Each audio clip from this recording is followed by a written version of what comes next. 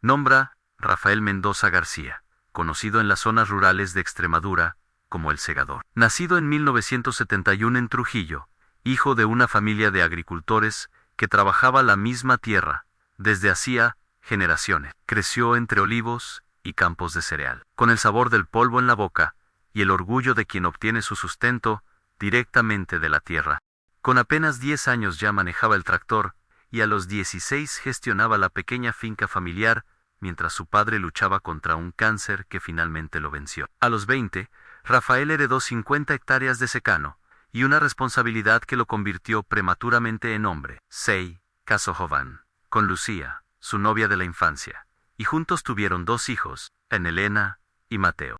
Vivían con sencillez, pero con dignidad, resistiendo sequías, plagas y la creciente presión de las grandes explotaciones agrícolas que poco a poco iban devorando las pequeñas propiedades de la comarca. Pero en 2019, la vida de Rafael dio un giro trágico. Su familia al completo fue asesinada cuando regresaban de la feria anual de Trujillo, en lo que las autoridades calificaron como un ajuste de cuentas por error. La investigación se archivó en menos de un mes, sin testigos ni pruebas concluyentes, decía el informe. Fue entonces cuando Rafael entendió que en los campos olvidados de Extremadura, la justicia no florecía si no había alguien dispuesto a sembrarla y regarla con sangre. La tierra extremeña amanecía lentamente bajo un cielo que comenzaba a aclarar por el este. Rafael Mendoza detuvo su viejo tractor John Deere en lo alto de una pequeña loma y contempló sus campos de trigo, verdes todavía, meciéndose suavemente con la brisa matinal.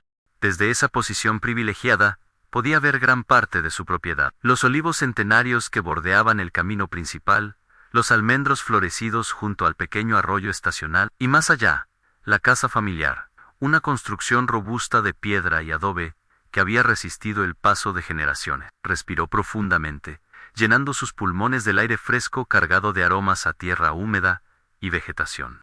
Había algo especial en esos momentos solitarios, cuando el mundo parecía recién creado, y las preocupaciones quedaban momentáneamente suspendidas. Pero incluso en esa paz aparente, el dolor seguía allí, instalado en su pecho como un parásito que se alimentaba constantemente de su voluntad de vivir. «Papá, ¿cuándo me dejarás conducir el tractor solo?», recordó la voz de Mateo. Con apenas 12 años, su insistencia, su entusiasmo por seguir los pasos de su padre. «Cuando llegues al pedal sin estirar las piernas», le había respondido, revolviéndole el pelo con cariño. El recuerdo le provocó una punzada familiar, ese dolor sordo que nunca desaparecía del todo. Habían pasado ya 8 meses desde aquel día fatídico, pero para Rafael, el tiempo se había detenido. Todo cambió aquella noche de mayo. La feria anual de Trujillo era una tradición para los Mendoza. Cada año, Rafael llevaba a su familia a disfrutar de las atracciones, los puestos de comida, los espectáculos tradicionales. Era su manera de compensar los largos días de trabajo, las madrugadas interminables, los sacrificios constantes que exigía la vida en el campo. Aquel año, sin embargo, Rafael no pudo acompañarlos. Una avería en el sistema de riego requería su atención inmediata, con la amenaza de perder parte de la cosecha si no se solucionaba. «Id vosotros», había dicho a Lucía mientras reparaba una bomba de agua. «Yo os alcanzaré si termino pronto». «¿Seguro?», había insistido ella, preocupada como siempre, por dejarlo solo con tanto trabajo. «Seguro los niños llevan semanas esperando. No les hagáis perder la feria por mi culpa». Fue la última vez que los vio con vida. La última imagen que guardaba de ellos, a Lucía, con su vestido floreado y su sonrisa, cansada, pero genuina. Elena, ya quinceañera, fingiendo que era demasiado mayor para emocionarse con una feria rural. Y Mateo, incapaz de contener su entusiasmo, saltando prácticamente dentro del viejo Seat Ibiza familiar. Las noticias llegaron pasada la medianoche. 2 guardias civiles en su puerta, rostros solemnes, voces controladas que intentaban suavizar lo imposible en un tiroteo a las afueras de Trujillo. El coche de la familia Mendoza acribillado. Ningún superviviente. Rafael arrancó el tractor y continuó su camino por el perímetro de la finca, una ruta que conocía de memoria y que ahora recorría casi por inercia. Su mente estaba en otro lugar, reviviendo los días posteriores a la tragedia. La investigación había sido superficial, casi rutinaria. «Un ajuste de cuentas», había dicho el sargento de la Guardia Civil, evitando su mirada. Probablemente confundieron el coche con el de algún narcotraficante. Estas cosas pasan en las zonas fronterizas. ¿Estas cosas pasan?, había repetido Rafael, incrédulo. Mi familia entera asesinada es una de estas cosas. Semanas de insistencia, de presionar a las autoridades, de buscar testigos por su cuenta, solo habían resultado en más frustración. El caso se archivó con una rapidez sospechosa. Los pocos testigos que habían visto algo se retractaron repentinamente. Las pruebas balísticas desaparecieron del informe final. Y mientras, Rafael se consumía en una soledad absoluta, habitando una casa demasiado grande, trabajando tierras que ya no tenían sentido sin alguien a quien dejar en herencia. Fue un comentario casual, escuchado en el bar del pueblo, lo que encendió la primera chispa. Dos hombres hablando en voz baja, sin saber que Rafael estaba al otro lado de la barra, parcialmente oculto por una columna. Lo de los Mendoza fue un mensaje, decía uno, con un acento que no era de la zona. Alguien debía aprender a no meterse donde no le llaman Ann, un error de cálculo, respondió el otro. El objetivo era el hermano Mayo de Cantero, no esa familia, da igual. Al final, los Varela consiguieron lo que querían. Nadie se atreve a denunciar ahora a Rafael.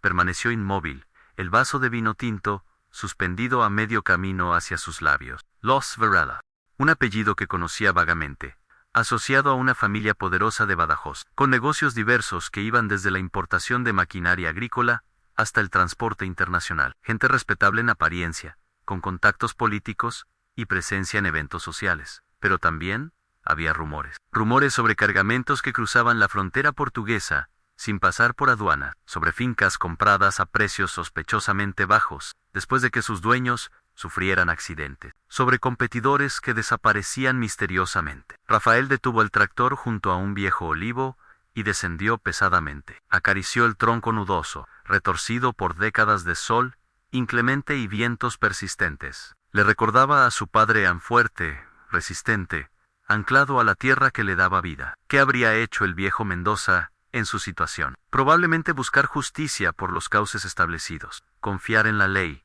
en el orden. Pero la ley había fallado a Rafael.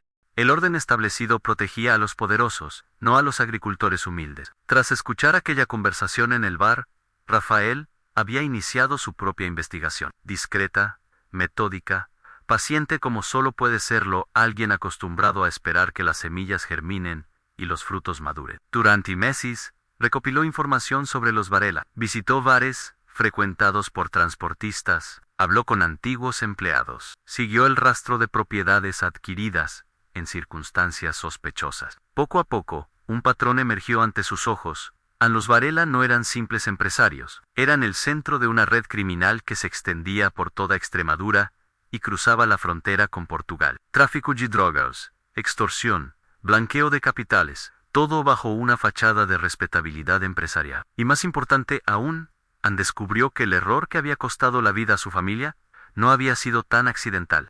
Los Mendoza habían sido eliminados porque la finca familiar ocupaba una posición estratégica en una ruta de contrabando. Durante meses, Rafael había rechazado ofertas cada vez más agresivas para vender su propiedad. La muerte de su familia debía servir como ejemplo para otros propietarios reacios. Esta revelación cambió algo fundamental dentro de Rafael. El dolor se transformó en odio, la desesperación en determinación. Ya no era solo un agricultor viudo, era un hombre con una misión.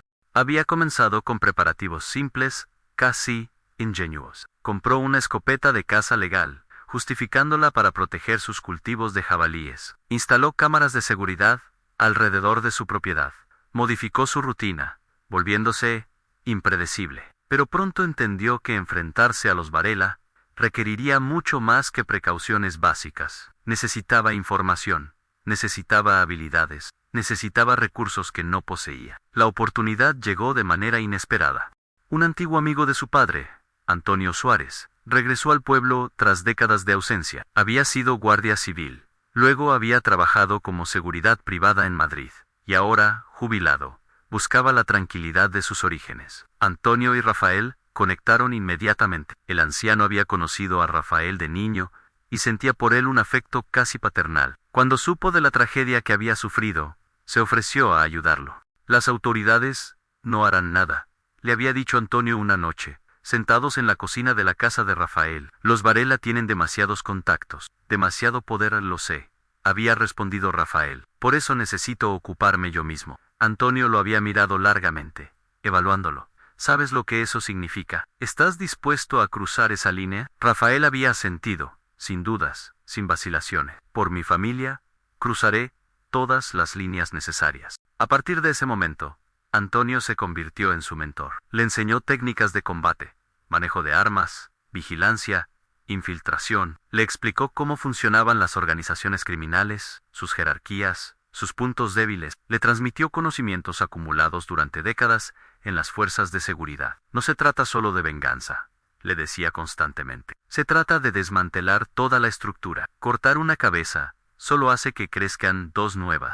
Rafael absorbía cada lección con la misma dedicación con que había aprendido a trabajar la tierra. Cada noche, tras jornadas agotadoras en el campo, entrenaba hasta el límite de sus fuerzas. Su cuerpo, ya de por sí fuerte por años de labor agrícola, se transformó en una máquina eficiente, precisa, letal. Y mientras tanto, seguía su vida normal. Cultivaba sus campos, asistía a reuniones de la cooperativa agraria, mantenía una fachada de agricultor viudo que intentaba reconstruir su vida.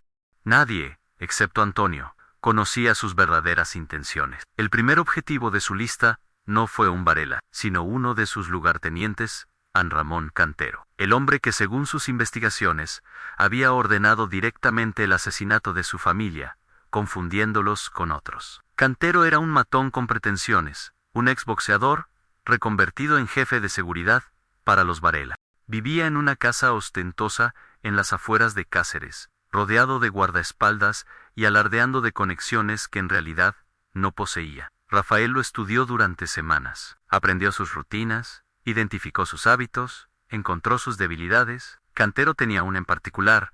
Cada jueves visitaba solo un prostíbulo de carretera, donde pasaba horas bebiendo y abusando de las trabajadoras. El plan de Rafael era simple pero efectivo. Una noche de jueves, se infiltró en el local haciéndose pasar por un cliente más. Cuando Cantero salió, visiblemente ebrio, lo siguió hasta el aparcamiento. Ramón Cantero llamó cuando el hombre estaba a punto de subir a su lujoso SUV. Cantero se giró, entornando los ojos en la penumbra.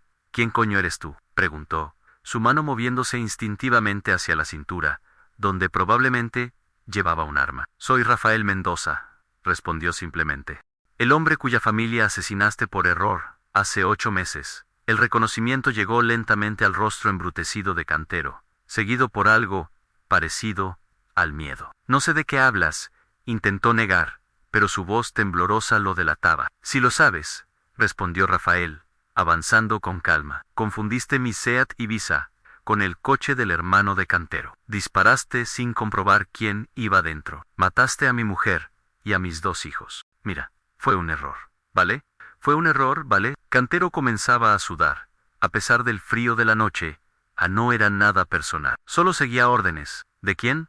No puedo decírtelo. Me matarían. An Rafael sonrió. Una sonrisa fría que no llegaba a sus ojos. Te mataré yo si no hablas. Lo que siguió fue una confesión extraída entre sollozos y súplicas. Cantero, reducido a un cobarde patético, reveló nombres, fechas, operaciones. Confirmó lo que Rafael ya sospechaba. Javier Varela, el hijo mayor del patriarca, había ordenado dar un escarmiento a los propietarios rurales que se resistían a vender. Cantero simplemente había elegido a la familia equivocada para hacer una demostración. Cuando la confesión terminó, Rafael sacó una pequeña grabadora del bolsillo. La había activado al comienzo de la conversación.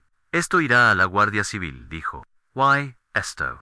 Sacó un pequeño objeto que Cantero no reconoció inmediatamente, una hoz, en miniatura, del tipo que se usa para cortar cereales a mano. La dejó caer a los pies del matón. Esto es para que sepas quién viene por ti y por todos los Varela.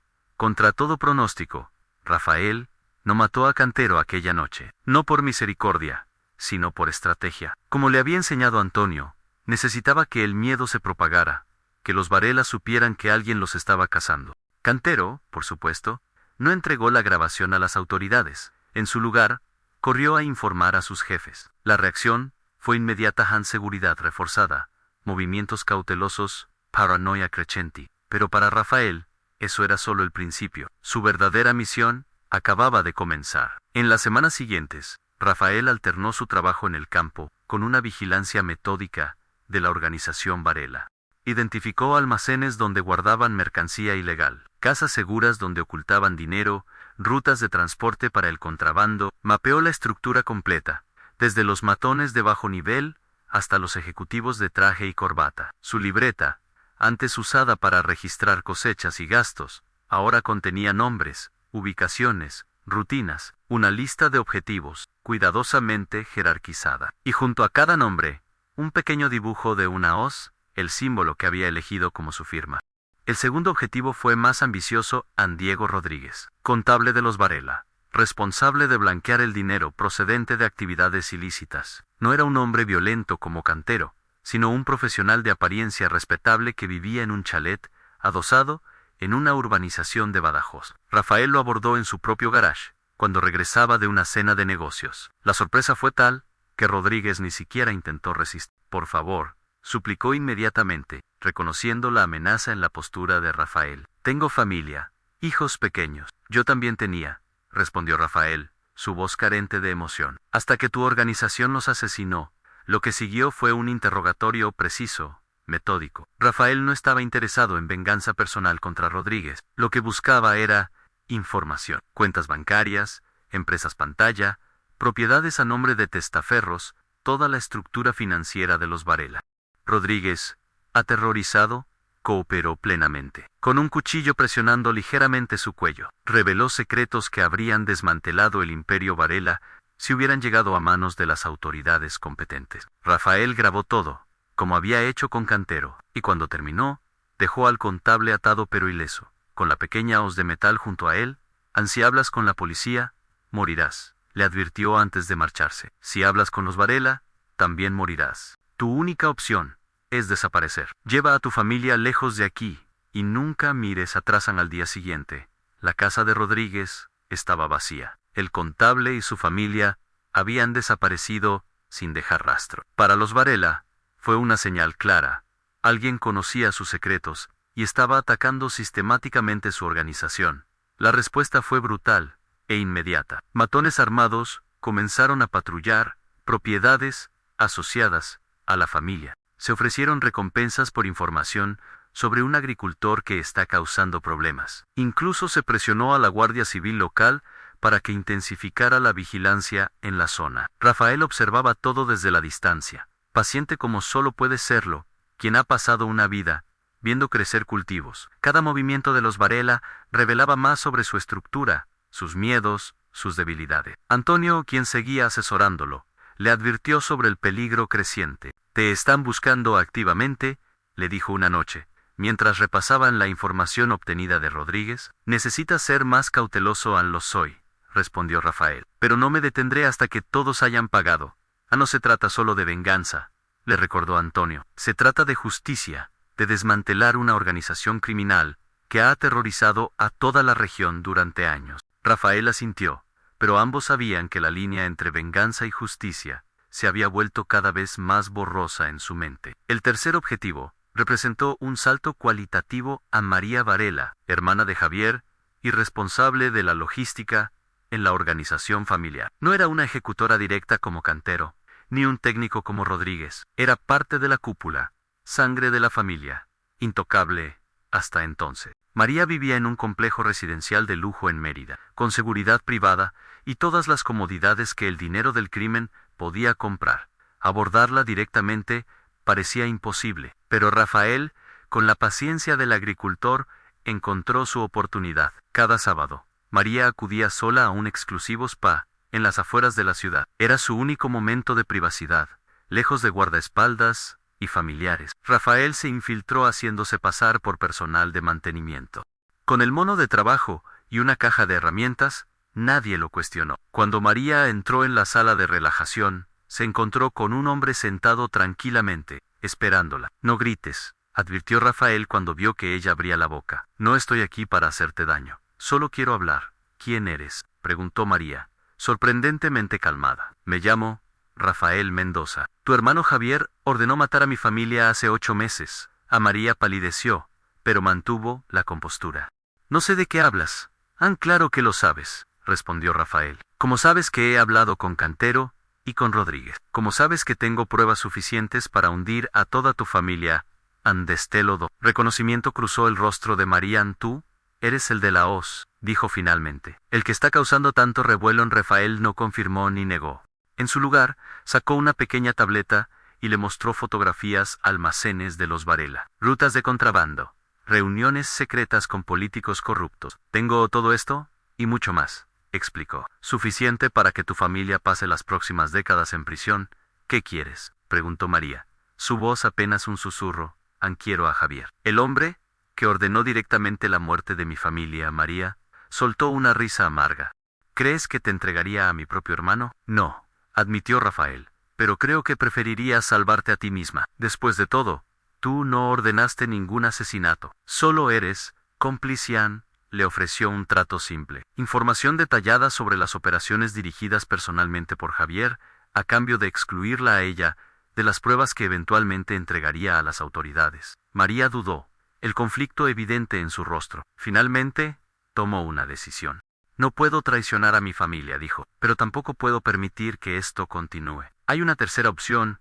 Le explicó que Javier había ido demasiado lejos, incluso para los estándares de los Varela. El asesinato de la familia Mendoza había sido solo el comienzo. En los últimos meses, la violencia se había intensificado, atrayendo atención indeseada sobre los negocios familiares. Incluso mi padre está preocupado, confesó María. Javier se está volviendo incontrolable, impredecible. Un riesgo para todos. Le ofreció a Rafael una información inesperada. En 3 días, Javier supervisaría personalmente la llegada de un cargamento importante en una finca apartada cerca de la frontera portuguesa. Estaría relativamente desprotegido, vulnerable. Haz lo que tengas que hacer, concluyó María, pero déjame fuera de esto. Y cuando termines con él, desaparece. Olvida el resto de la familia. Rafael no respondió directamente a su propuesta.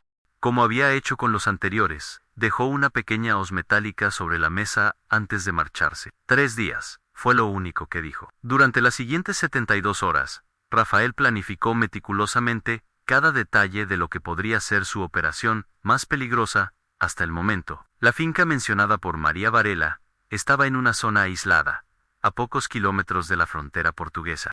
Un lugar ideal para actividades ilícitas en alejado, con múltiples rutas de escape, difícil de vigilar para las autoridades. Antonio, preocupado por la magnitud de la misión, intentó disuadirlo. Es una trampa, advirtió cuando Rafael le contó su plan. María nunca traicionaría a su hermano. Te están tendiendo una emboscada, tal vez, admitió Rafael. Pero también es mi única oportunidad de llegar hasta Javier. No puedo desperdiciarla. Al menos déjame acompañarte, insistió el exguardia civil. 2 pares de ojos ven más que uno. Rafael negó con firmeza. Esta era su lucha personal, su venganza, su responsabilidad. No arrastraría a nadie más, especialmente a un hombre que ya había dedicado toda una vida a combatir el crimen. Necesito que te quedes, le dijo. Si no regreso en 24 horas, entrega todo lo que hemos recopilado a la fiscal anticorrupción de Badajoz. Tengo su contacto en un sobre cerrado en mi escritorio. El día señalado, Rafael se levantó antes del amanecer. Como cada mañana, realizó su ritual de encender una vela junto a las fotografías de Lucía, Elena y Mateo. Les habló en silencio, como hacía siempre, contándoles sus planes, sus miedos, sus esperanzas. Hoy puede ser el día, murmuró, tocando suavemente el cristal que protegía la imagen de su familia. El día en que finalmente se haga justicia. Se vistió con ropa oscura, pero informal, pantalones de trabajo, resistentes, camisa, jimangá, lagao, botas de campo, con suelas silenciosas. Nada que llamara la atención, si alguien lo veía, pero ropa adecuada para moverse con agilidad y pasar desapercibido en la oscuridad. En una mochila pequeña, colocó meticulosamente su equipo, una pistola Glock 17, con silenciador que había conseguido a través de contactos de Antonio, un cuchillo de caza que había pertenecido a su padre, prismáticos de visión nocturna, una pequeña grabadora, y varias hoces metálicas en miniatura, su firma personal. No utilizaría su propio vehículo, demasiado reconocible en una región donde todos conocían el viejo Land Rover verde de los Mendoza. En su lugar, había tomado prestada una motocicleta de cross de un almacén agrícola, donde ocasionalmente trabajaba. Un vehículo perfecto para terrenos accidentados, capaz de tomar rutas que ningún coche podría seguir. Ameji Autarji partió hacia la ubicación indicada por María. No se dirigió directamente allí, sino que tomó rutas secundarias, caminos de tierra conocidos solo por agricultores locales, senderos que él mismo había recorrido desde niño, cuando acompañaba a su padre a cazar. A unos 3 kilómetros de la finca objetivo, ocultó la motocicleta entre matorrales, y continuó a pie. El sol comenzaba a ponerse, tiñendo los campos extremeños de un dorado rojizo que le recordaba a las tardes de cosecha, cuando la familia entera trabajaba hasta el último rayo de luz. A medida que se acercaba, Rafael activó todos sus sentidos, agudizados por meses de entrenamiento con Antonio. La finca parecía tranquila a simple vista, una casa principal de estilo colonial, varios edificios auxiliares, un gran almacén con puertas metálicas, pero su ojo experimentado detectó detalles reveladores, cámaras de seguridad discretamente instaladas en puntos estratégicos, hombres aparentemente casuales que patrullaban el perímetro, vehículos con cristales tintados estratégicamente aparcados. Desde la cobertura de un olivar cercano, estudió la situación a través de los prismáticos. Contó al menos 8 hombres armados, aunque probablemente habría más en el interior. La seguridad era considerablemente mayor de lo que María había sugerido. «Tenías razón, Antonio», murmuró para sí mismo, Jule Trempa. Pero en lugar de retirarse, Rafael ajustó su plan. Si no podía enfrentar directamente esa fuerza, utilizaría el entorno a su favor. Conocía la zona mejor que cualquier sicario traído de fuera. Sabía dónde el terreno se elevaba sutilmente, proporcionando ventajas visuales. Conocía cada acequia, cada matorral que podía ofrecer cobertura. Durante horas, se mantuvo inmóvil, observando, aprendiendo patrones. Los guardias cambiaban cada 2 horas. La entrada principal se abría para vehículos solo después de una verificación por radio. Las rondas de vigilancia seguían rutas predecibles, con puntos ciegos identificables. Cerca de la medianoche, la actividad se intensificó. Varios vehículos llegaron casi simultáneamente en 2 todoterrenos de lujo y una furgoneta blanca sin identificaciones. Del primer todoterreno descendieron 4 hombres con el inconfundible aspecto de guardaespaldas profesionales. Del segundo, emergió una figura que Rafael reconoció inmediatamente, a pesar de la distancia, a Javier Varela. Alto, delgado, con un traje que probablemente costaba más que la cosecha anual de un pequeño agricultor. Javier se movía con la arrogancia de quien se sabe intocable. Gesticulaba, dando órdenes señalando hacia la furgoneta, claramente supervisando la operación. Rafael sintió que su corazón se aceleraba. Allí estaba el hombre directamente responsable de la muerte de su familia, tan cerca, y sin embargo, protegido por un anillo de seguridad, aparentemente, impenetrable. La furgoneta fue conducida hasta el almacén, cuyas puertas se abrieron brevemente. Rafael no podía ver el contenido, pero por el despliegue de seguridad, supuso que se trataba de mercancía valiosa e ilegal. Drogas, probablemente, o quizás armas. Mientras el grupo se dirigía hacia la casa principal, Rafael notó algo interesante. Javier Varela se separó momentáneamente de su escolta para hablar por teléfono, caminando hacia una zona más apartada, cerca de un pequeño huerto. Un hábito nacido de la paranoia, quizás, para evitar que incluso sus propios hombres escucharan ciertas conversaciones. Era una oportunidad, pequeña pero real. Si Javier mantenía esa rutina, existía la posibilidad de abordarlo en un momento de relativa soledad. Rafael, espero. Paciente como solo puede serlo, quien ha pasado una vida, dependiendo de los ritmos de la naturaleza. Dentro de la casa, se desarrollaba algún tipo de reunión. A través de las ventanas iluminadas, podía ver siluetas moviéndose, gestos enérgicos, ocasionales elevaciones de voz. Pasada una hora, su paciencia fue recompensada. Javier salió nuevamente al exterior, solo, con un cigarro en la mano. Caminó, exactamente, hacia el mismo punto apartado. Sacó su teléfono, y comenzó otra conversación. Rafael se movió entonces, silencioso, como una sombra. Se deslizó de olivo en olivo, aprovechando cada centímetro de cobertura natural. Los años recorriendo estos campos le habían enseñado a pisar sin hacer crujir una rama, a moverse con el viento, para que éste ocultara cualquier sonido. Cuando estuvo a menos de 10 metros de Javier, se detuvo, oculto, tras un grueso tronco de olivo centenario. Podía escuchar fragmentos de la conversación estará listo mañana. Sí, toda la mercancía. El político vendrá personalmente. No habrá problemas.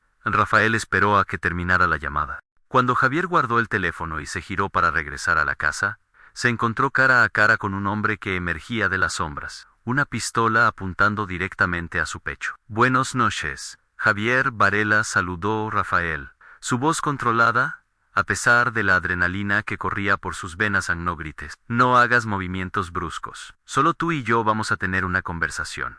Javier se quedó inmóvil, sus ojos evaluando rápidamente la situación.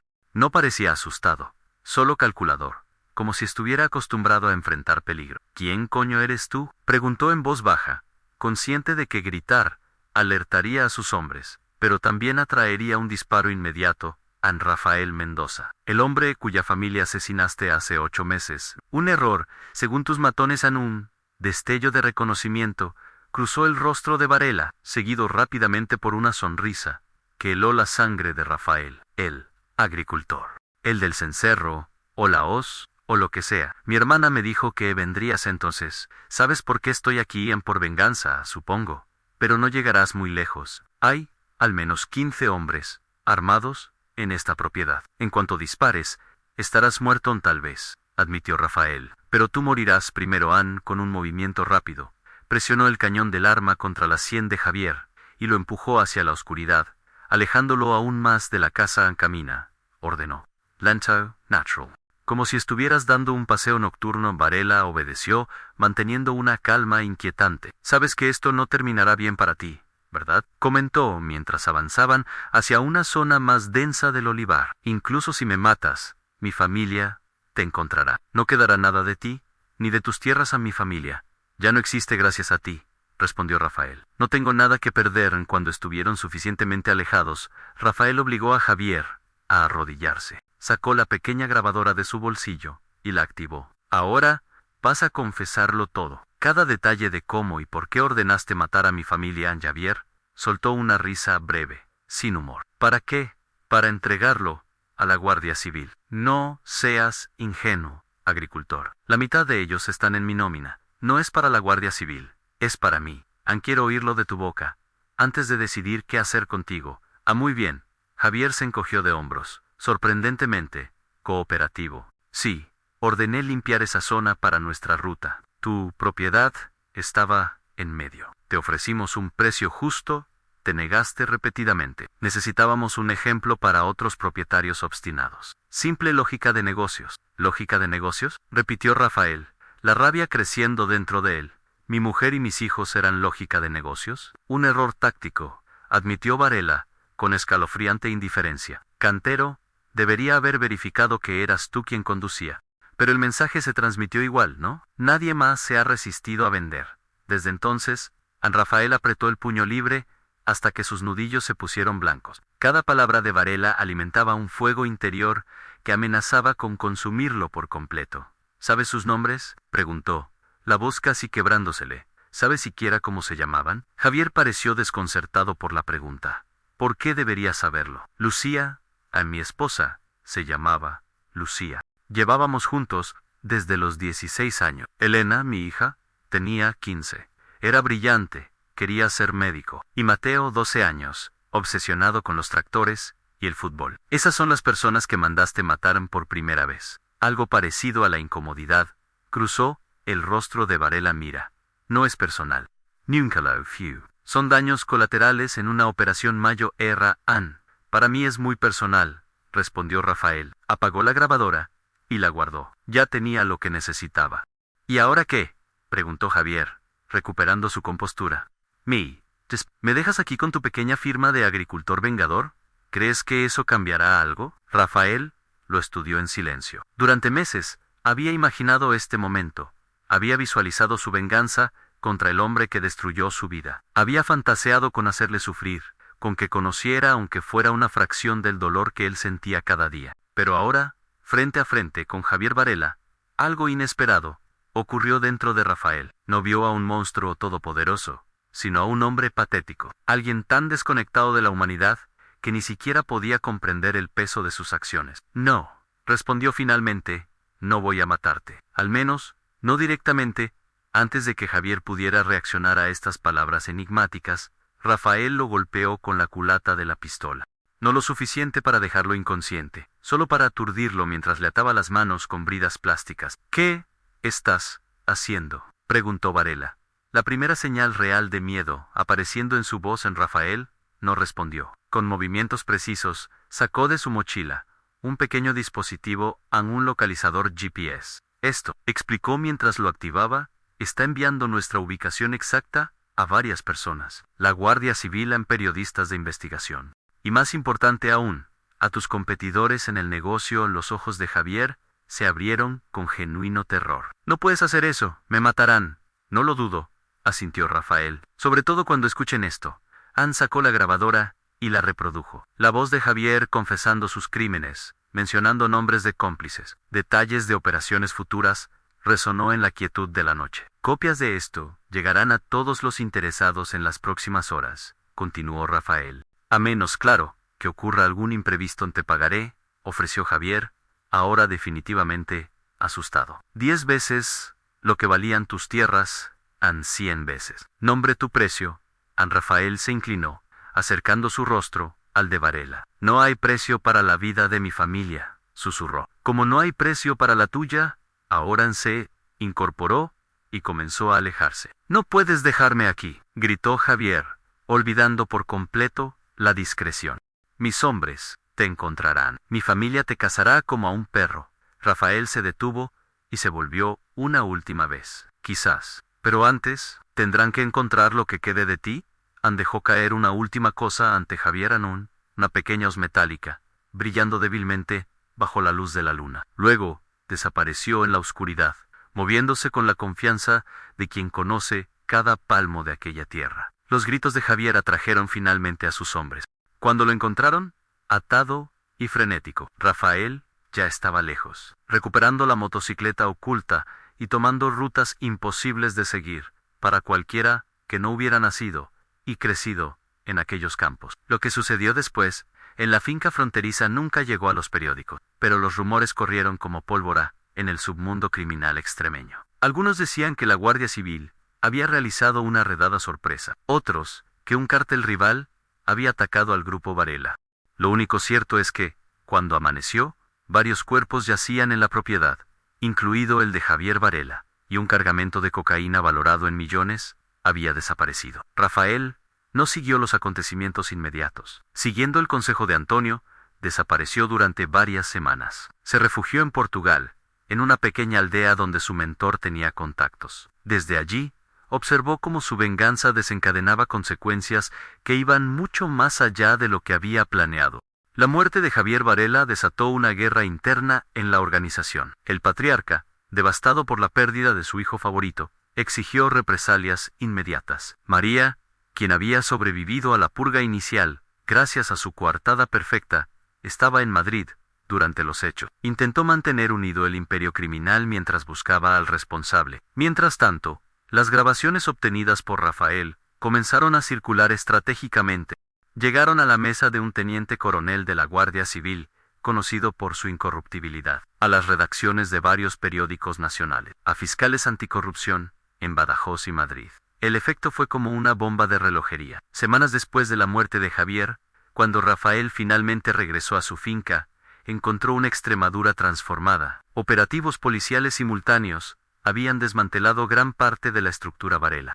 Políticos mencionados en las grabaciones habían dimitido apresuradamente. Cuentas bancarias habían sido congeladas. Antonio lo esperaba en la casa familiar, con una mezcla de alivio y preocupación en su rostro curtido. Has conseguido más de lo que imaginabas, le dijo mientras compartían una botella de vino casero en la cocina. El imperio Varela se está desmoronando. Pero no estás a salvo, Rafael. María ha sobrevivido, y sabe que fuiste tú, Ann. Rafael asintió, consciente del riesgo. ¿Qué recomiendas? Desaparecer, cambiar de identidad, empezar de nuevo en otro lugar. Esta tierra es todo lo que tengo, respondió Rafael, mirando por la ventana hacia los campos que habían pertenecido a su familia durante generaciones. No puedo abandonarla. Entonces prepárate para más guerra, advirtió Antonio, porque esto no ha terminado. Al ex guardia civil tenía razón. Apenas una semana después del regreso de Rafael, ocurrió el primer intento. Un francotirador apostado en una colina cercana disparó mientras él reparaba una valla. La bala erró por centímetros, incrustándose en un poste de madera junto a su cabeza. Rafael se tiró al suelo y rodó hasta la cobertura de un tractor cercano. No intentó devolver el fuego, hubiera sido inútil a esa distancia, sino que esperó, inmóvil, calculando opciones. El segundo disparo nunca llegó. En su lugar, escuchó el sonido inconfundible de un helicóptero aproximándose. El francotirador debió oírlo también, porque cuando Rafael finalmente se atrevió a mirar, la colina estaba vacía. El helicóptero resultó ser de la Guardia Civil, aterrizó en un campo abierto cercano, y de él descendió una figura que Rafael no esperaba, el teniente coronel López, el oficial al que habían llegado algunas de las grabaciones. Señor Mendoza, saludó formalmente cuando se acercó. Parece que llegamos justo a tiempo, como sabían. Comenzó Rafael, pero se detuvo, comprendiendo súbitamente. Antonio, su amigo, nos contactó esta mañana. Dijo que María Varela había contratado mercenarios para eliminarlo. Parece que tenía razón. A López estudió a Rafael con una mirada evaluadora. Tenemos mucho de qué hablar, señor Mendoza. Sobre grabaciones anónimas, sobre hoces metálicas encontradas en escenas de crímenes, sobre un agricultor que de alguna manera ha conseguido desmantelar una de las mayores organizaciones criminales de la región en Rafael. Mantuvo la compostura, consciente de que cualquier confesión podría incriminarlo. No sé de qué habla, teniente. Coronel, soy solo un agricultor intentando seguir adelante. Después de perder a mi familia, López sonrió ligeramente. Por supuesto. Y yo soy solo un guardia civil haciendo mi trabajo. Ann hizo una pausa significativa, que por cierto, incluye proteger a testigos clave en investigaciones importantes. ¿Testigos? La información que alguien proporcionó sobre los Varela ha resultado invaluable. Estamos cerrando el cerco sobre María y el resto de la organización. Pero quien nos ayudó está claramente en peligro. Ann Rafael comenzó a entender. Me está ofreciendo protección oficial. Le estoy ofreciendo un trato, clarificó López. Protección a cambio de cooperación continuada, sin preguntas sobre cómo obtuvo la información originalmente, sin investigar ciertos incidentes pasados. Era una oferta inesperada. Rafael nunca había imaginado que su venganza personal podría transformarse en una colaboración con las mismas autoridades que inicialmente habían fallado a su familia. ¿Por qué confiaría en la Guardia Civil ahora?, preguntó directamente. No hicieron nada cuando mi familia fue asesinada.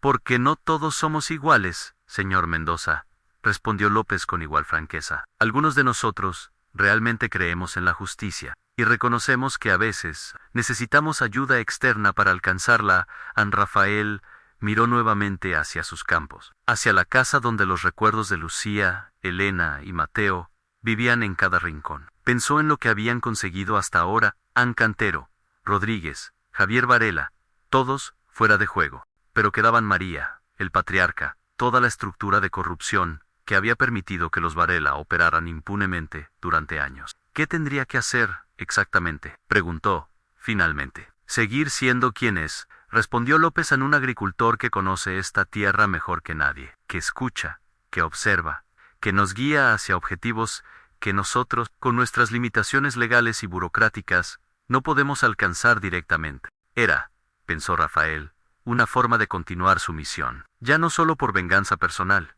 sino por algo más grande en justicia, para toda una región aterrorizada durante décadas. De acuerdo, dijo finalmente, pero con una condición. ¿Cuál? Rafael señaló su finca, los campos que se extendían hasta donde alcanzaba la vista. Esta tierra queda fuera de cualquier operación. Es mi hogar, mi santuario. Nadie entra aquí sin mi permiso, ni siquiera ustedes. López consideró la petición y finalmente asintió. Trato hecho, señor Mendoza.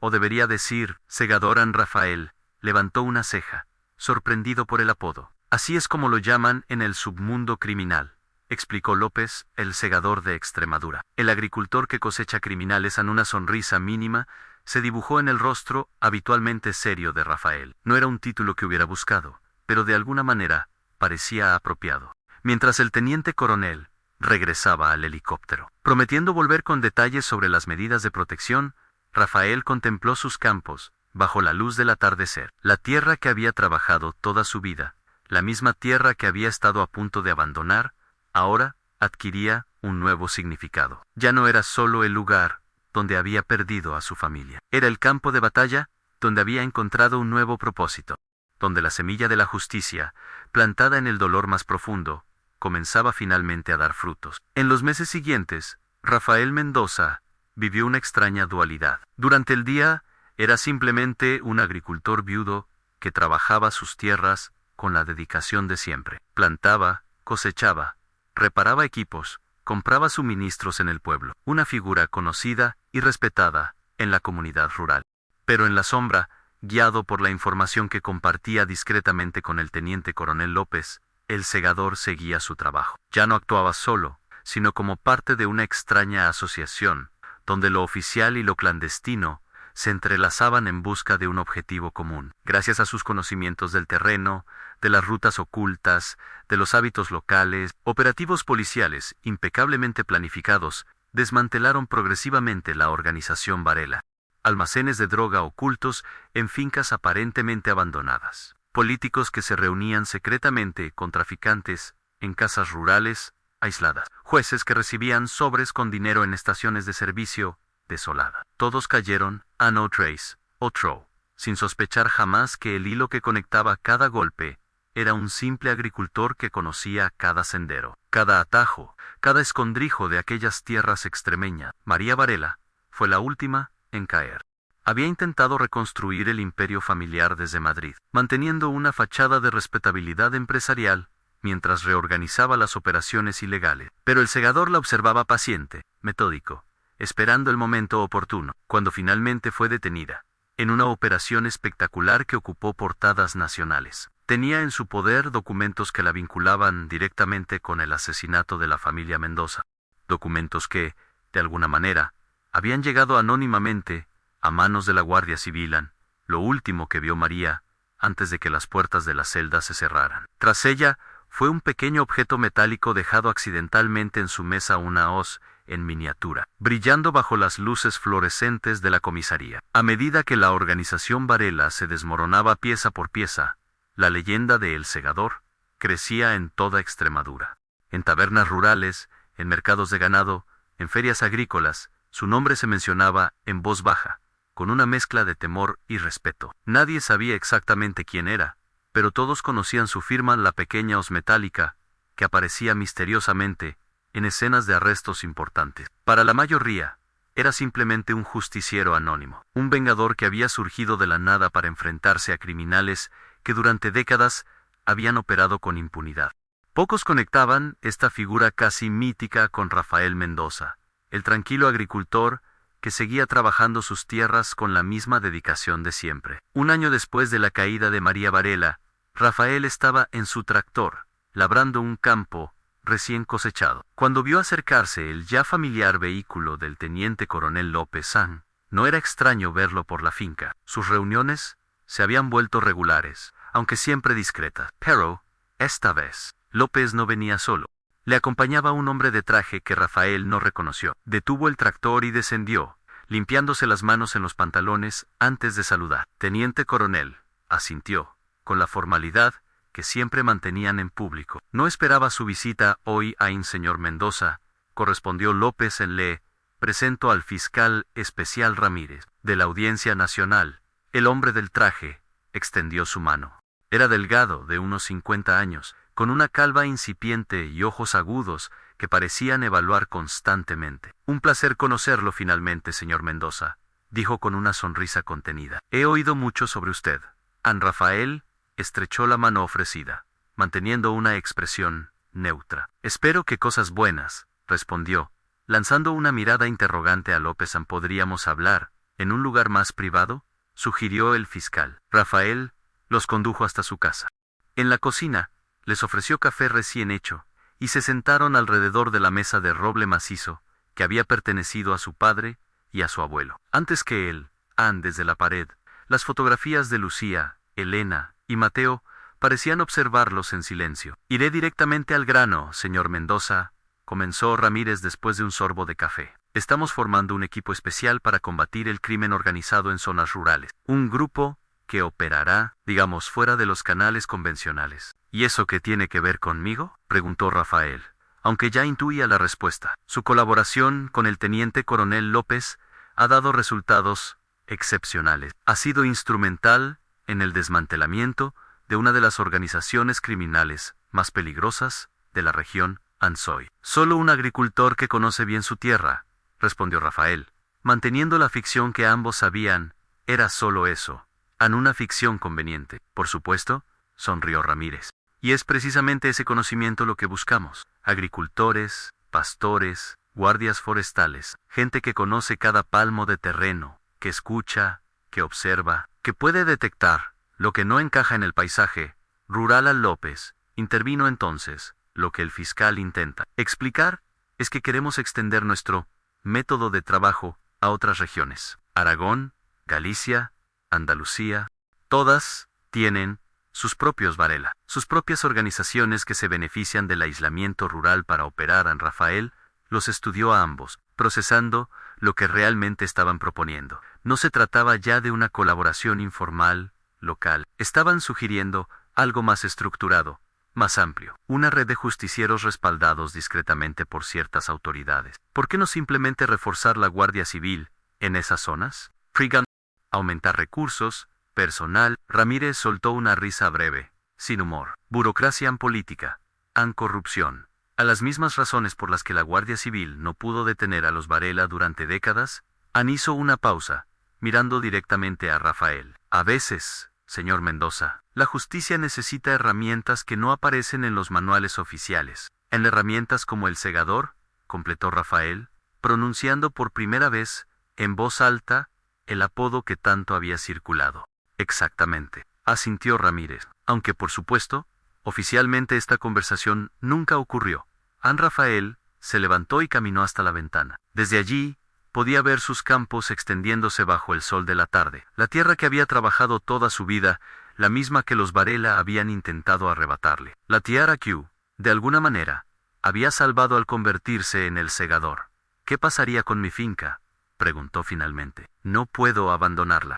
Es todo lo que me queda de mi familia. No tendría que hacerlo, respondió López. De hecho, mantener su vida normal es crucial. Seguiría siendo Rafael Mendoza, el agricultor, ante los ojos del mundo. Solo ocasionalmente, cuando sea necesario, prestaría sus habilidades especiales. A cambio, tendría protección oficial, aunque discreta, añadió Ramírez, y recursos que hasta ahora no ha tenido. Rafael volvió a mirar las fotografías de su familia. Se preguntó qué pensaría Lucía de todo esto. Ella siempre había sido la voz de la razón, la que lo anclaba cuando sus emociones amenazaban con arrastrarlo. ¿Aprobaría este nuevo camino? ¿Entendería que ya no se trataba solo de venganza personal, sino de proteger a otras familias, de sufrir el mismo destino? Necesito pensarlo, dijo finalmente. Por supuesto. Ramírez se levantó, dejando una tarjeta sobre la mesa. Cuando decida, llámeme a este número. Es una línea segura. Cuando los dos hombres se marcharon, Rafael permaneció largo rato junto a la ventana,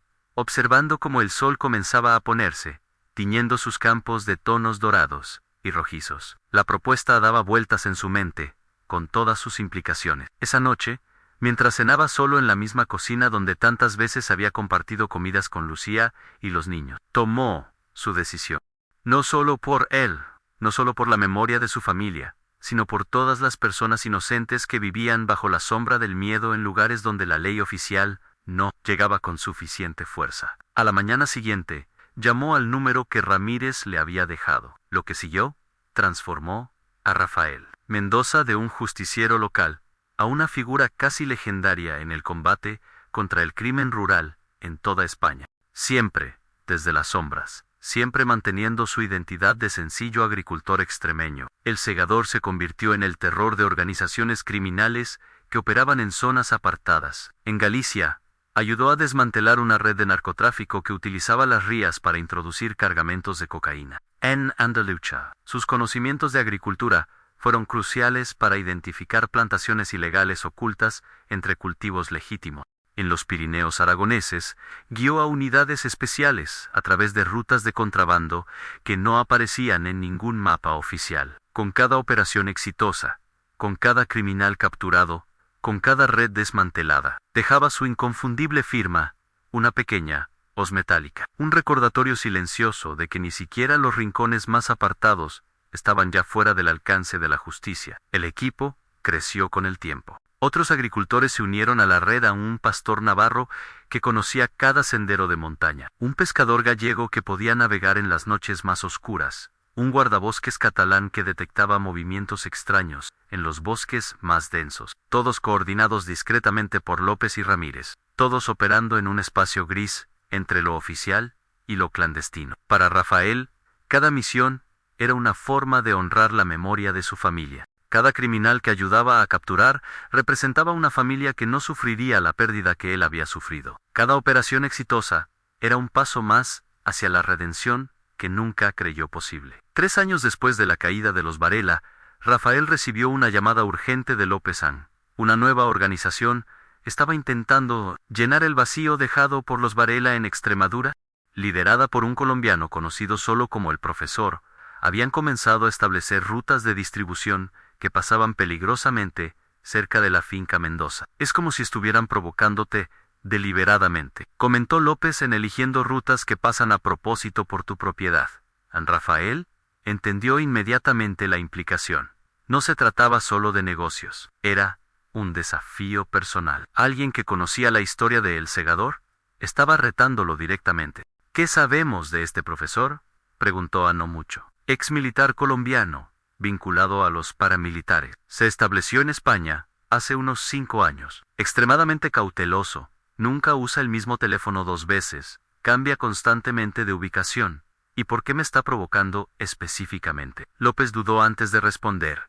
Hay rumores. Dicen que tiene alguna conexión con los Varela, quizás un socio antiguo, quizás familia lejana. No está confirmado. Rafael sintió un escalofrío recorrer su espalda. La idea de que el pasado regresara, de que la venganza que había desatado pudiera volver para atormentarlo, era algo que siempre había temido en algún rincón de su mente. Necesito más información, dijo finalmente. No puedo actuar a ciegas contra alguien así.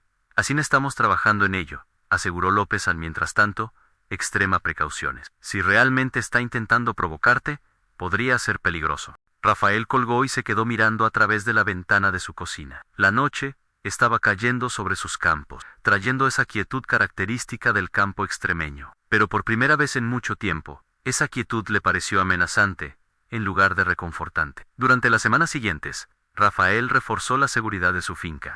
Instaló cámaras adicionales, cambió sus rutinas, incluso contrató temporalmente a 2 trabajadores, sobrinos de Antonio, que en realidad eran guardias de seguridad encubiertos. Mientras tanto, a través de la red de contactos que había desarrollado en los últimos años, intentaba recopilar información sobre el profesor. Cada dato, cada rumor, cada avistamiento se añadía a un expediente creciente que mantenía oculto en un compartimento secreto de su tractor. Lo que descubrió era inquietante. El profesor no era un simple narcotraficante buscando territorio. Era un estratega, un hombre que planeaba cada movimiento con precisión militar. Y más preocupante aún, parecía tener un conocimiento detallado de las operaciones que habían desmantelado a los Varela. Conocimiento que solo podría provenir de alguien que estuvo dentro. Una noche, mientras revisaba documentos en su despacho, Rafael escuchó un ruido sutil en el exterior. No era el viento, ni un animal nocturno. Era el sonido inconfundible de pisadas humanas, intentando ser silenciosas. Apagó la luz y se movió con fluidez practicada hacia la escopeta que mantenía cargada en un armario cercano. A través de una de las cámaras de seguridad, vio lo que temían 3 figuras oscuras aproximándose a la casa desde diferentes direcciones. Profesionales, a juzgar por su forma de moverse. Rafael activó silenciosamente una alarma que alertaría a López, pero sabía que la ayuda tardaría al menos 20 minutos en llegar. Estaba solo contra 3 intrusos armados. No era la primera vez que enfrentaba tales probabilidades. Con la calma que lo caracterizaba, evaluó sus opciones. La casa, que había modificado precisamente previendo este tipo de situaciones, tenía rutas de escape ocultas y puntos defensivos estratégicos. Decidió no esperar el ataque. Con movimientos silenciosos, salió por una trampilla en el suelo de la despensa, que conducía a un túnel corto, un vestigio de la guerra civil que su abuelo había mantenido y que él había ampliado. El túnel lo llevó hasta un cobertizo aparentemente abandonado a unos 50 metros de la casa principal. Desde allí, podía observar a los intrusos sin ser visto. Los 3 hombres se aproximaban con precaución, comunicándose mediante gestos. Llevaban lo que parecían ser rifles de asalto con silenciadores, No eran simples ladrones, venían a matar. Rafael esperó hasta que estuvieron lo suficientemente cerca de la casa, confiados en que su objetivo seguía dentro, desprevenido. Entonces, con la precisión que había perfeccionado en años de justiciero, disparó 2 veces, no apuntó a matar. Sus tiros, calculados perfectamente, impactaron en las piernas de 2 de los intrusos, dejándolos incapacitados pero vivos. El tercero, alertado por la caída de sus compañeros, se tiró al suelo y comenzó a disparar hacia la dirección aproximada de donde habían venido los tiros. Rafael ya se había movido. Aprovechando su conocimiento del terreno, se desplazó entre sombras hasta alcanzar un nuevo ángulo. El tercer hombre, desorientado, cometió el error de abandonar su cobertura para intentar ayudar a uno de sus compañeros heridos. Un tercer disparo, tan preciso como los anteriores, lo dejó también fuera de combate. Con los 3 intrusos neutralizados, Rafael se acercó cautelosamente, la escopeta siempre lista. Eran, como había sospechado, profesionales, equipamiento militar de alta gama, comunicaciones encriptadas, tácticas de operaciones especiales. ¿Quién os envía?, preguntó al que parecía el líder, un hombre de rasgos latinoamericanos que intentaba contener la hemorragia de su pierna. Vete a la mierda, respondió, escupiendo las palabras, con acento colombiano. Rafael no insistió. En su lugar, recogió los equipos de comunicación de los 3 hombres, información valiosa que podría ser analizada después. A lo lejos, escuchó sirenas aproximándose. La ayuda de López estaba en camino. Pero antes de que llegaran, notó algo en el chaleco táctico de Lideran, un pequeño objeto que le resultó familiar y a la vez extraño. Era una hoz metálica, casi idéntica a la que él mismo utilizaba como firma. Pero esta tenía un detalle diferente. La hoja estaba teñida de rojo. Un mensaje, comprendió Rafael. Una burla, una amenaza, una declaración de intenciones. El profesor no solo conocía la identidad de El Segador, estaba desafiándolo abiertamente, apropiándose de su símbolo y pervirtiéndolo. Cuando López y su equipo llegaron, encontraron a Rafael sentado tranquilamente en el porche de su casa, la escopeta apoyada a su lado, mientras vigilaba a los 3 heridos que había agrupado y atado bajo un olivo cercano. Parece que el profesor ha decidido presentarse formalmente, comentó cuando el teniente coronel se acercó. López examinó a los detenidos y luego miró a Rafael con genuina preocupación. Esto es una escalada significativa. Pasar de provocaciones indirectas a un intento de asesinato, no es solo eso, interrumpió Rafael, mostrándole la hoz modificada a es personal. Conoce mi identidad, mi historia. Y está jugando con ella Ann López. Estudió el objeto con el ceño fruncido. Esto cambia las cosas. Ya no podemos mantener una postura defensiva. Necesitamos encontrarlo antes de que vuelva a intentarlo. Los días siguientes fueron de actividad frenética. El interrogatorio de los 3 mercenarios proporcionó pistas valiosas. Eran ex militares colombianos contratados a través de intermediarios. Nunca habían visto directamente a el profesor, pero habían recibido instrucciones detalladas sobre Rafael, su finca, sus hábitos. Más inquietante aún, uno de ellos mencionó algo que heló la sangre de Rafael. El profesor había hablado de cerrar un círculo familiar. Es como si hubiera alguna conexión personal, comentó López, mientras analizaban la información en un centro de operaciones improvisado en la comisaría de Trujillo. Algo más allá del simple negocio en Rafael, había estado reflexionando sobre esa posibilidad desde que vio la hoz roja. Los Varela tenían conexiones en Colombia, recordó. Parte de su ruta de suministro venía de allí. Si el profesor trabajaba con ellos, podría estar buscando venganza por lo que les hiciste. Completó López una vendetta personal disfrazada de expansión territorial. A la búsqueda se intensificó. Todo el aparato de inteligencia disponible se centró en localizar a el profesor, vigilancia electrónica, informantes, análisis de patrones de movimiento. Cada recurso que la red de López y Ramírez podía movilizar discretamente se puso en acción. Mientras tanto, Rafael reforzó aún más la seguridad de su finca, pero se negó a abandonarla, a pesar de las recomendaciones. Era su hogar, su base, el lugar donde la memoria de su familia vivía. Huir sería una traición a todo lo que había defendido. La ruptura llegó de forma inesperada, a través de uno de los contactos más improbables, a María Varela. La antigua jefa del clan, ahora cumpliendo condena en una prisión de alta seguridad, solicitó repentinamente una entrevista con Rafael. ¿Por qué querría ¿Hablar contigo?, preguntó López, desconcertado ante la petición. No lo sé, admitió Rafael, pero si tiene información sobre el profesor, vale la pena escucharla. La reunión se organizó con extremas medidas de seguridad en una sala austera de la prisión, bajo la vigilancia de cámaras y guardias. Rafael se encontró cara a cara con la mujer que había continuado la guerra iniciada por su hermano. María Varela había envejecido notablemente en los 3 años de prisión. Su elegancia anterior había dado paso a una palidez enfermiza, pero sus ojos mantenían la misma inteligencia calculadora. El gran segador saludó con una sonrisa carente de humor cuando Rafael se sentó frente a ella. ¿Quién hubiera imaginado que un simple agricultor sería la ruina de los Varela? No he venido a recordar viejas historias, respondió Rafael, manteniendo su expresión neutra. Me dijeron que tienes información sobre el profesor. María lo estudió en silencio durante unos segundos. Andrés Montoya dijo finalmente: ese es su verdadero nombre. Y no es solo un socio de los Varela. ¿Es familia? ¿Familia?, repitió Rafael, sintiendo que una pieza encajaba en el rompecabezas. Mi primo segundo, hijo de la hermana de mi madre, que se casó con un colombiano y se estableció allí en los años 80. Andrés pasaba veranos con nosotros, cuando éramos niños. Rafael procesó la información, entendiendo ahora la dimensión personal del conflicto. ¿Por qué me cuentas esto? ¿Por qué ahora?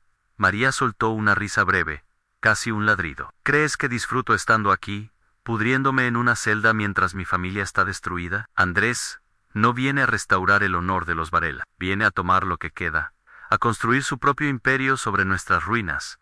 Sigue sin explicar.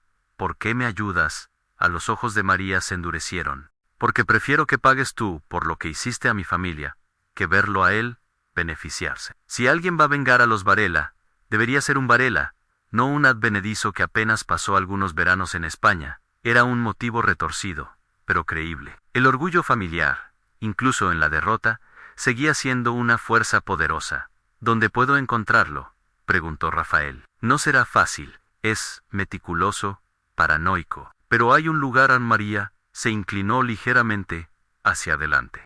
Una finca en la Sierra de Gata perteneció a mi abuelo, pero nunca apareció en los registros oficiales de la familia. Demasiado remota, demasiado pequeña para nuestras operaciones principales. El tipo de lugar que las autoridades nunca investigarían.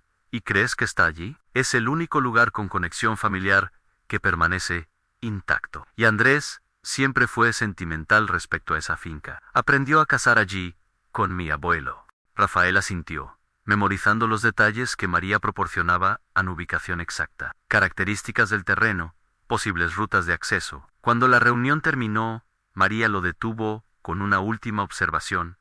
Ten cuidado, segador. Andrés no es como Javier, o como yo. No le interesa el negocio por el negocio, ni el poder por el poder.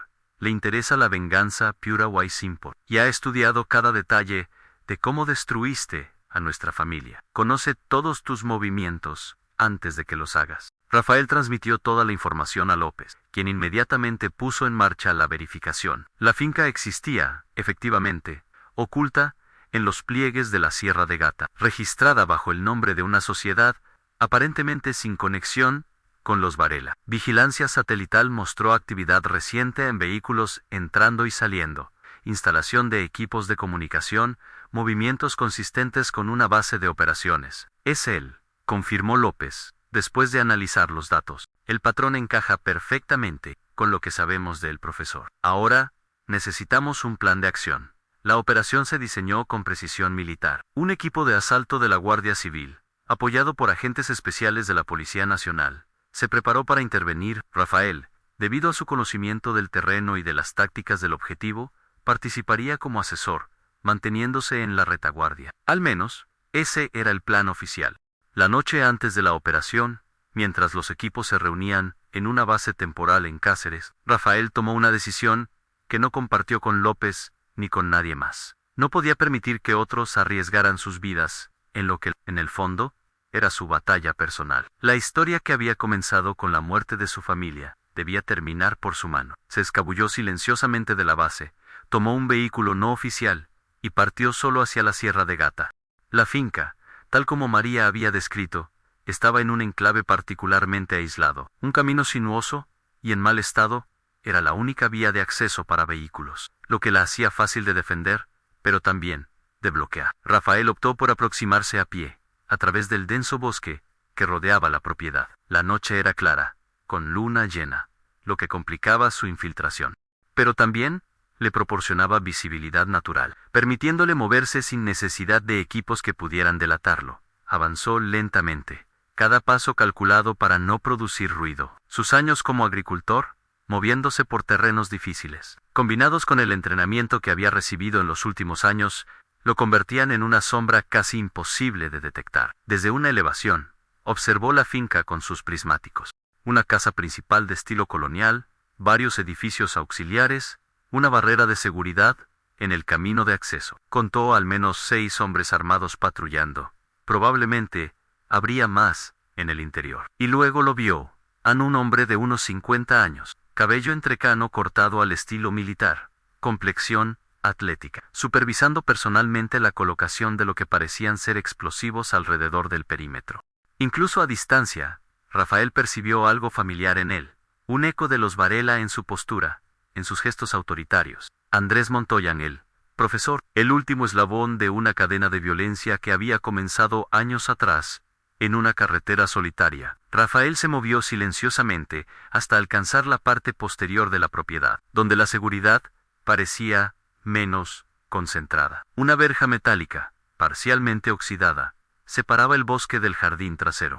La superó con la agilidad de quien ha pasado una vida saltando cercas y vallas en el campo. Una vez dentro, se movió de sombra en sombra, evitando las zonas iluminadas, aprovechando cada arbusto, cada irregularidad del terreno. Su objetivo era, claro, llegar hasta el profesor, sin alertar a sus guardias. No buscaba un enfrentamiento masivo. No quería una balacera que pudiera poner en peligro la operación oficial que llegaría al amanecer.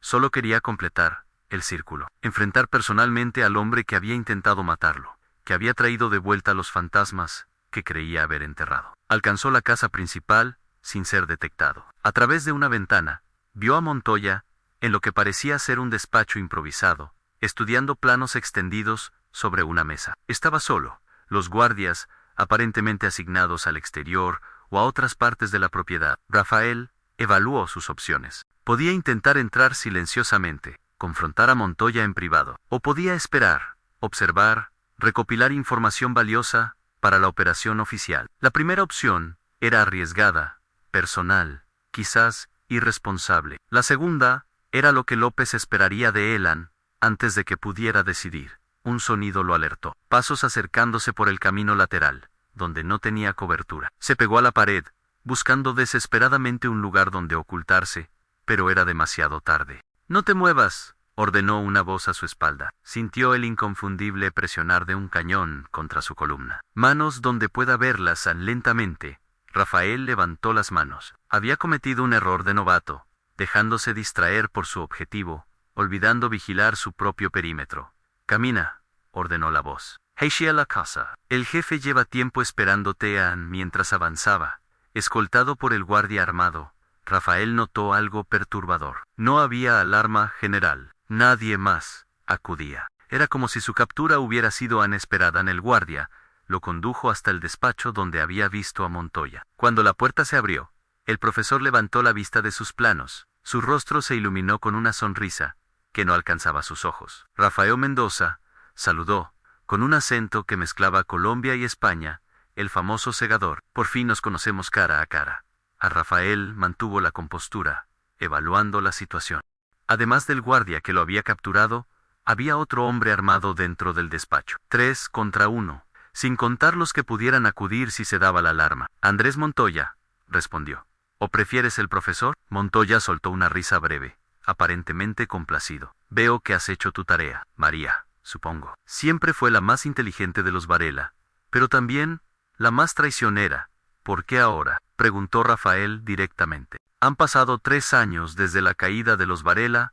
«Precisamente por eso», respondió Montoya, rodeando la mesa para acercarse. Necesitaba tiempo para estudiar, para planificar, para entender exactamente cómo un simple agricultor consiguió destruir a una de las organizaciones criminales más poderosas de España. Se detuvo a 1 metro de Rafael, estudiándolo con genuina curiosidad. ¿Sabes qué es lo más fascinante? Que lo hiciste prácticamente solo. Sin ejército, sin recursos, solo con determinación y conocimiento del terreno. Hizo una pausa. Su expresión, volviéndose más dura. Los mismos elementos que pienso usar para destruirte a ti, An Rafael, notó algo en la mesa, parcialmente cubierto por los planos en fotografías de su finca, de él trabajando en los campos, incluso algunas tomadas a través de las ventanas de su casa. Había estado vigilándolo durante mucho tiempo. Los hombres que enviaste a mi casa. Era solo una prueba, comprendió Rafael. Querías ver cómo reaccionaba Ann, por supuesto. Nunca envió todos mis recursos en el primer intento. Me gusta entender a mi enemigo antes de eliminarlo definitivamente. ¿Y los hombres que capturé? Presentables, respondió Montoya con un encogimiento de hombros. Mercenarios, herramientas desechables, a la frialdad con que hablaba de sus propios hombres. Recordó a Rafael las palabras de María Montoya.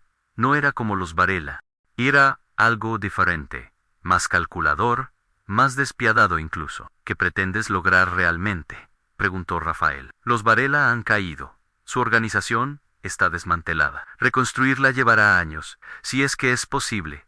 No quiero reconstruir nada, respondió Montoya, su voz tornándose más intensa. Quiero construir algo nuevo, algo mejor, más eficiente, más adaptado a los tiempos. Los Varela eran familia, sí, pero también eran anticuados, demasiado apegados a las viejas formas, demasiado visibles, demasiado arrogantes. Ann se alejó, volviendo hacia su mesa de trabajo, donde apartó los planos para revelar completamente lo que había debajo en un mapa detallado de Extremadura, con marcas rojas señalando diversas ubicaciones. Lo que tú hiciste, segador, fue limpiar el terreno para mí. Eliminaste a los dinosaurios, dejando espacio para una nueva especie, más ágil, más adaptable, más evolutivamente avanzada. Rafael observó el mapa con creciente preocupación. Las marcas rojas correspondían a puntos estratégicos en cruces fronterizos menores, fincas aisladas, pequeñas pistas de aterrizaje rurales. No estaba viendo un plan de venganza. Estaba viendo el diseño de una nueva red de distribución, más sofisticada que cualquier cosa que los Varela hubieran imaginado. No funcionará, dijo Rafael. Las autoridades ya están al tanto de tu presencia. Esta noche mismo habrá una operación a gran escala. Montoya sonrió, aparentemente divertido. Lo sea. De hecho, cuento con ello, señaló hacia un monitor en la pared, que mostraba imágenes de varias cámaras de seguridad ocultas en el bosque circundante. Tus amigos de la Guardia Civil están tomando posiciones mientras hablamos. Llegarán al amanecer. Como está planero. El estómago de Rafael se contrajo al comprender la magnitud de la trampa. En todo esto, los explosivos que estabas colocando. Exactamente, asintió Montoya. Esta propiedad está completamente minada. Cuando tus amigos lancen su asalto, activaré las cargas. Docenas de guardias civiles, policías nacionales, agentes especiales, todos volados en pedazos mientras intentan capturar a un fantasma. Tú también morirás en la explosión, señaló Rafael. No estaré aquí. Montoya soltó una risa breve. Para cuando amanezca, estaré a medio camino de Portugal. Esta ubicación es solo un señuelo, uno muy convincente. Se acercó nuevamente a Rafael, esta vez sacando del bolsillo de su chaqueta un objeto familiar, una pequeña hoz metálica con la hoja teñida de rojo. En cuanto a ti, bueno, tristemente, morirás en la explosión. Encontrarán tu cuerpo, o lo que quede de él, entre los escombros. Un trágico final para el segador, víctima de su propia arrogancia. Una nota perfecta para cerrar tu leyenda. En la mente de Rafael trabajaba frenéticamente, evaluando opciones, calculando posibilidades. Los guardias estaban atentos. Montoya mantenía una distancia prudente. Un ataque directo sería suicida, pero tampoco podía permitir que el plan siguiera adelante. ¿Por qué me cuentas todo esto?, preguntó, ganando tiempo.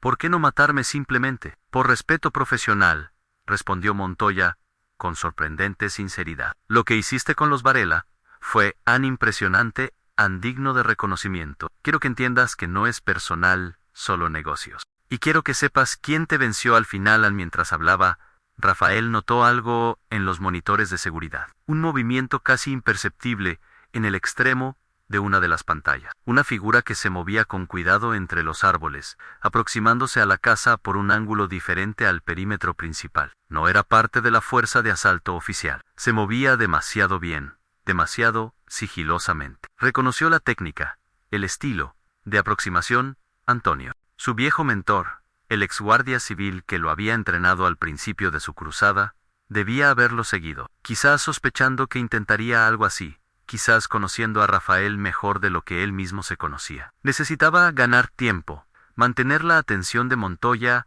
y sus hombres alejada de los monitores. Una última pregunta, dijo Rafael.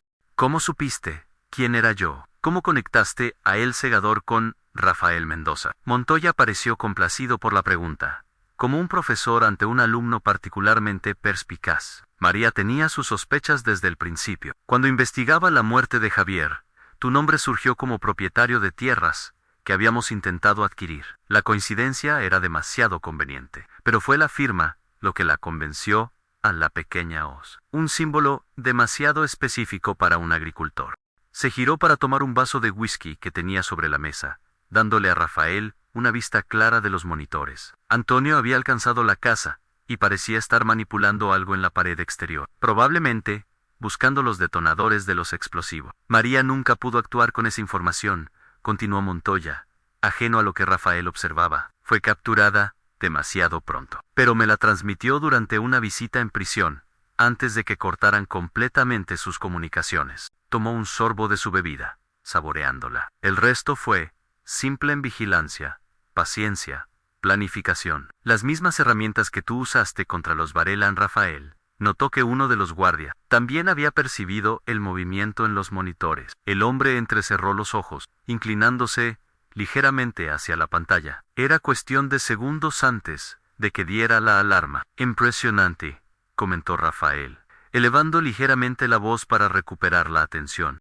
Realmente, eres tan meticuloso, como dicen. El profesor, un apodo adecuado para alguien que ha estudiado tan a fondo a su oponente. La vanidad de Montoya funcionó a su favor. El narcotraficante sonrió claramente halagado, mientras el guardia volvía a su posición original, momentáneamente distraído de los monitores. Los mejores estrategas de la historia siempre han sabido que conocer a tu enemigo es el primer paso para derrotarlo, pontificó Montoya. Sun Tzu, Clausewitz. Incluso los grandes narcos colombianos como Escobar entendían este principio básico, mientras Montoya se perdía en su discurso autocomplaciente. Rafael vio en los monitores que Antonio había logrado acceder a lo que parecía ser una caja de control, probablemente el sistema central de los explosivos. Necesitaba crear una distracción mayor, algo que permitiera a Antonio completar su trabajo sin ser detectado. Hay algo que no entiendo, dijo, alzando aún más la voz, y dando un pequeño paso hacia Montoya, lo que inmediatamente puso a los guardias en alerta. Si lo que buscas es establecer una nueva organización, ¿por qué la obsesión personal conmigo? ¿Por qué no simplemente operar en silencio, sin provocarme? Montoya entrecerró los ojos, estudiando a Rafael con renovada atención. Estás ganando tiempo, dijo, su tono repentinamente frío. ¿Qué estás tramando, Segador? En ese preciso momento, las luces parpadearon y luego se apagaron completamente. Los monitores de seguridad se oscurecieron. Por un instante, la habitación quedó en tinieblas absolutas. Era la señal que Rafael esperaba. Antonio había encontrado y desactivado el sistema eléctrico principal. Aprovechando la confusión momentánea, Rafael se lanzó hacia el guardia más cercano. Años de trabajo físico en el campo y meses de entrenamiento con Antonio le habían dado una fuerza y velocidad sorprendentes. Antes de que el hombre pudiera reaccionar, lo había desarmado y utilizado como escudo humano contra el segundo guardia, que disparó por reflejo. La bala impactó en el cuerpo del primer guardia, quien se desplomó con un grito ahogado. Rafael, aún en movimiento, lanzó la silla más cercana hacia el segundo guardia, derribándolo. Montoya, entretanto, había sacado su propia arma y disparaba hacia donde había visto a Rafael por última vez. Pero el agricultor ya se había desplazado, moviéndose en la oscuridad, con la seguridad de quien ha pasado una vida trabajando bajo las estrellas, cuando la luz artificial aún no alcanzaba los campos remotos de Extremadura. Un disparo pasó rozando su cabeza, lo suficientemente cerca para que sintiera el aire desplazado. Rodó por el suelo, localizó a Montoya por el destello de su arma, y se lanzó directamente hacia sus piernas. Ambos hombres cayeron al suelo, luchando por el control del arma. Montoya era fuerte, con el tipo de musculatura fibrosa que viene del entrenamiento militar, pero Rafael tenía la ventaja del terreno. Incluso en la oscuridad, había memorizado la disposición de la habitación durante su breve estancia. Logró golpear la mano de Montoya contra una pata de la mesa, haciendo que soltara el arma. El narcotraficante respondió con un cabezazo que impactó en la mandíbula de Rafael, aturdiéndolo momentáneamente. Montoya aprovechó para levantarse y correr hacia la puerta. Rafael, recuperándose rápidamente, lo persiguió. No podía permitir que escapara, no solo por la venganza personal, sino porque el colombiano aún podría tener forma de activar los explosivos remotamente. Lo alcanzó en el pasillo, donde la luz de emergencia proporcionaba una iluminación tenue. Se lanzó en una tacleada que derribó a Montoya contra una mesa decorativa que se hizo astillas bajo su peso combinado. Se acabó, gritó Rafael, inmovilizándolo contra el suelo. Tus explosivos han sido desactivados. La Guardia Civil está en camino. No hay escapatoria. Montoya, sorprendentemente, comenzó a reír. Una risa fría, calculadora, que contrastaba con su situación desesperada. Siempre hay un plan B, Segador dijo, y antes de que Rafael pudiera reaccionar, activó algo en su muñeca. Un pitido agudo comenzó a sonar desde algún lugar en la casa. Rafael comprendió con horror un segundo sistema de detonación. 30 segundos, informó Montoya, con una calma escalofriante. Suficiente para que yo acepte mi destino, pero no tanto como para que evacúes el edificio. Moriremos llantos. Como debe ser en Rafael, no perdió tiempo discutiendo. Golpeó a Montoya con fuerza, dejándolo inconsciente, y corrió hacia la salida más cercana, gritando para alertar a Antonio si seguía en el edificio. El pitido se intensificaba, marcando la cuenta regresiva hacia la destrucción. Rafael alcanzó una ventana y saltó a través de ella, rodando sobre el césped exterior. Se levantó inmediatamente y corrió tan rápido como sus piernas le permitían, alejándose de la casa. La explosión llegó cuando apenas había alcanzado el límite del jardín. La onda expansiva lo lanzó varios metros hacia adelante, aterrizando dolorosamente entre arbustos y piedras. El calor abrasador le quemó la espalda, y fragmentos de la casa llovieron a su alrededor. Durante unos minutos, permaneció aturdido, los oídos zumbando, la visión borrosa. Cuando finalmente pudo incorporarse, vio que la casa principal ardía furiosamente, iluminando la noche con un resplandor naranja infernal. No había forma de que alguien hubiera sobrevivido dentro. Rafael, una voz familiar, lo llamó desde su derecha. Antonio, con la ropa manchada y un corte en la frente, pero por lo demás ileso, se acercaba cojeando ligeramente. ¿Estás bien?, preguntó el ex guardia civil, ayudándolo a ponerse de pie. He estado mejor, respondió Rafael, sintiendo dolor en cada músculo. ¿Cómo supiste? Te conozco, muchacho. Sabía que intentarías algo así. Siempre has sido demasiado independiente para tu propio bien. Ambos contemplaron el infierno que había sido la casa. Montoya estaba dentro, dijo Rafael. No pude sacarlo. No era tu responsabilidad salvarlo, respondió Antonio con firmeza. El hombre escogió su destino a lo lejos. El sonido de sirenas y helicópteros anunciaba la llegada de la operación oficial. Antonio y Rafael intercambiaron miradas. Será mejor que te vayas, sugirió Rafael. No necesitas verte involucrado en las explicaciones que tendré que dar. Antonio asintió, comprendiendo. Estarás bien, lo estaré, aseguró Rafael. Esto ha terminado finalmente. El círculo está cerrado, Ann. Cuando la Guardia Civil y los equipos especiales llegaron, encontraron a Rafael sentado tranquilamente en una piedra, contemplando los restos ardientes de la casa. López fue el primero en acercarse, una mezcla de alivio y furia en su rostro. Maldita sea Mendoza, ¿en qué estabas pensando? Podrías haber muerto. Podrías haber comprometido toda la operación en Rafael. Lo miró con calma. Lo siento, teniente, coronel. Era algo que tenía que hacer solo. López suspiró, la ira dando paso a la resignación. Al menos, conseguiste el objetivo principal. Montoya está confirmado entre los fallecidos. Los forenses tendrán trabajo identificando los restos, pero hemos recuperado suficiente evidencia digital de los edificios auxiliares para desmantelar toda su operación emergente. Rafael asintió, sintiendo una extraña mezcla de emociones. No era la satisfacción que había esperado, ni la paz que había buscado. Era algo más complejo, más matizado. ¿Qué pasará ahora?, preguntó finalmente. Ahora, respondió López, sentándose a su lado. Creo que es hora de que el segador se retire. En el amanecer, encontró a Rafael en su finca, sentado en el porche de su casa, contemplando sus campos, mientras el primer rayo de sol acariciaba los cultivos. A su lado, Sobre una pequeña mesa de madera reposaban dos objetos simbólicos, su pequeña hoz metálica, y la que Montoya había pervertido con el tinte rojo. El ciclo que había comenzado con la muerte de su familia había llegado a su fin. Los Varela estaban destruidos. Montoya, la última amenaza vinculada a esa historia, había desaparecido. La justicia, a su manera imperfecta, se había cumplido. Pero, ¿qué quedaba para Rafael Mendoza? ¿Qué hacía un vengador cuando ya no había nadie a quien perseguir? La respuesta llegó esa tarde, con la visita de López y Ramírez. El fiscal especial, con su habitual formalidad, le entregó un sobre. Su retiro oficial, explicó, pensión completa, reconocimiento de servicios prestados al Estado, aunque por razones obvias, todo bajo estricta confidencialidad. Rafael tomó el sobre, pero no lo abrió. ¿Y la red?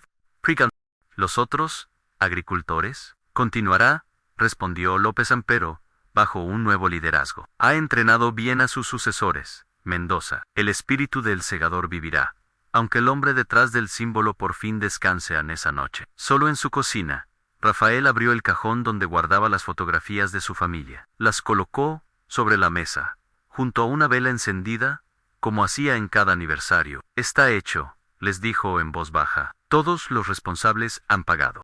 Todos los que estuvieron involucrados han enfrentado la justicia. Permaneció en silencio durante largo rato, como esperando una respuesta que sabía nunca llegaría. Finalmente, con manos ligeramente temblorosas, tomó la pequeña hoz metálica que había sido su firma durante años y la guardó en una caja de madera tallada que había pertenecido a su abuelo. Era el final de un capítulo, el cierre de una historia que había comenzado en sangre y terminado en fuego. El segador se retiraba, dejando paso a Rafael Mendoza, el agricultor. A la mañana siguiente, como había hecho durante décadas, se levantó antes del amanecer y salió a sus campos. La tierra esperaba, paciente como siempre, lista para un nuevo ciclo de siembra y cosecha. Y mientras conducía su tractor por los surcos familiares, Rafael sintió algo que no había experimentado en años en paz. No la paz perfecta de quien nunca ha sufrido, sino la paz imperfecta y duramente ganada, de quien ha atravesado el infierno y ha encontrado, finalmente, el camino de regreso. En los años siguientes, la leyenda de El Segador creció hasta convertirse en una especie de mito rural. En las tabernas de pueblos remotos, en ferias agrícolas, en mercados ganaderos, se contaban historias sobre el misterioso justiciero que había limpiado Extremadura de criminales, dejando pequeñas hoces metálicas como firma. Nadie conectaba estas historias con el tranquilo agricultor que vivía en las afueras de Trujillo, que cultivaba algunos de los mejores cereales de la región, que ocasionalmente daba charlas sobre técnicas agrícolas sostenibles en la cooperativa local. Pero a veces, cuando los problemas surgían en comunidades rurales olvidadas, cuando criminales intentaban establecerse en pueblos remotos, cuando la justicia oficial parecía demasiado lenta o demasiado distante, aparecían misteriosos agricultores, que conocían cada palmo de terreno, cada sendero oculto, cada recoveco del paisaje.